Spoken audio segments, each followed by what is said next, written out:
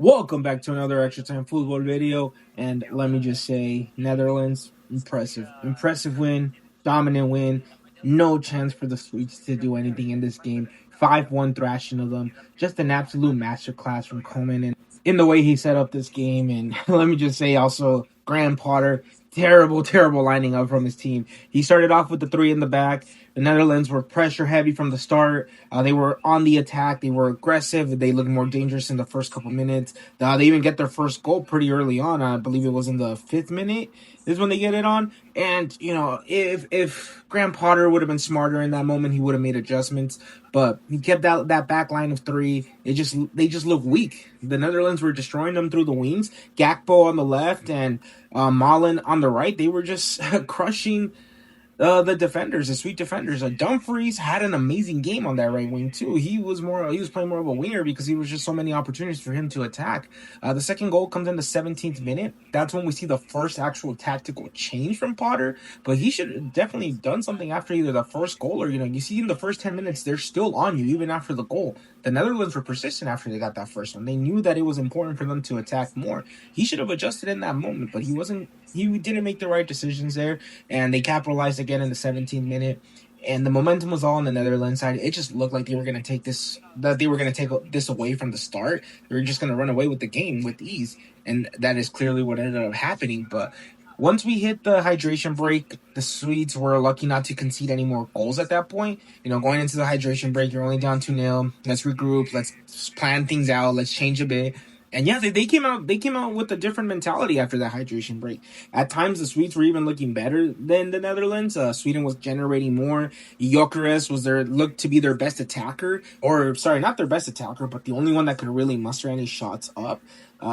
Isak just didn't look as involved in the offensive end as far as getting shots on. Yeah, he kept connecting well with Gyökeres to get him passes, but I would have loved to see him take a little bit more shots in the game too, like at least in the first half. He just wasn't as productive as I would have loved to see him. Yeah, he puts a great ball to Gyökeres that gets saved by the keeper at one point, but would have definitely loved to see him attacking more.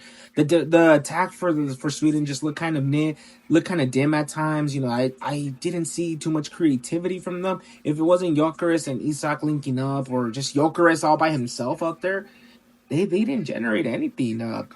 But I will say Sweden was unfortunate to have that goal disallowed in the first half. Right at the end of the first half, that would have been a huge momentum swing goal.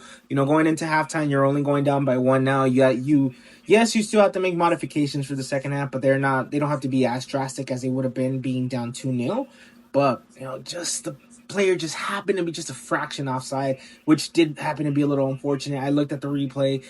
For a second there, I did think he could have been onside. But definitely unfortunate to have that goal ruled offside.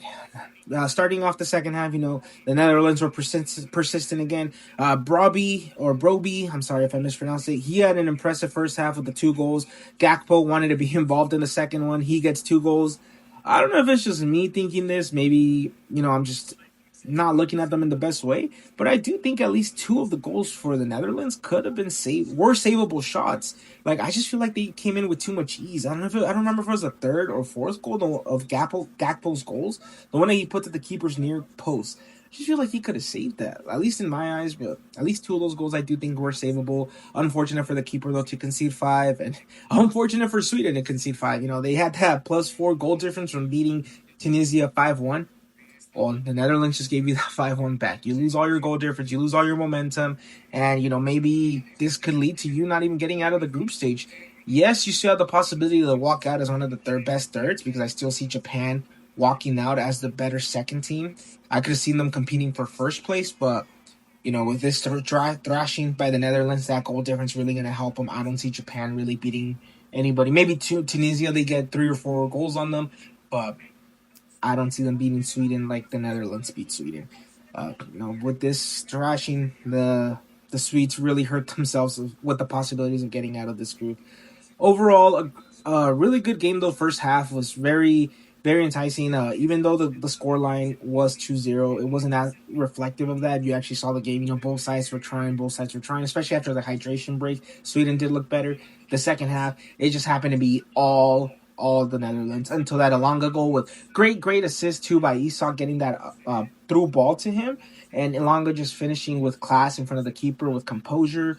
At that time, it was already 4-1, so you really couldn't have expected more a comeback to be made, or a fight to be made, but just don't concede any more goals. Let's try to keep at least one positive in goal difference wise, but they couldn't do that. They conceded a late one to Somerville, making it 5-1. I do want to highlight a great nutmeg that Alhambra did over Van Dijk, I think it was. That little back heel, a little cheeky back heel nutmeg. That would have been a great play to finish in the goal, but unfortunate to be. But overall, the Netherlands did show a stronger side than what I saw from them against Japan. I still don't see them really heading far. Sweden looked to come back down to reality and be what we all thought they were going to be. They were a weak side coming into the World Cup. They barely made it they barely qualified. They had a terrible qualification process. Like, they didn't win a single game, if I'm not mistaken. But they were brought down back to reality. Sweden will be lucky if they can make it out in third place. And that wraps it up for the Netherlands versus Sweden game. 5-1 thrashing. Great game. Great planning by Coleman. If you enjoyed the video, I would really appreciate it if you can like and subscribe, as that does mean a lot to the channel. And hopefully I get to catch you again on the next one.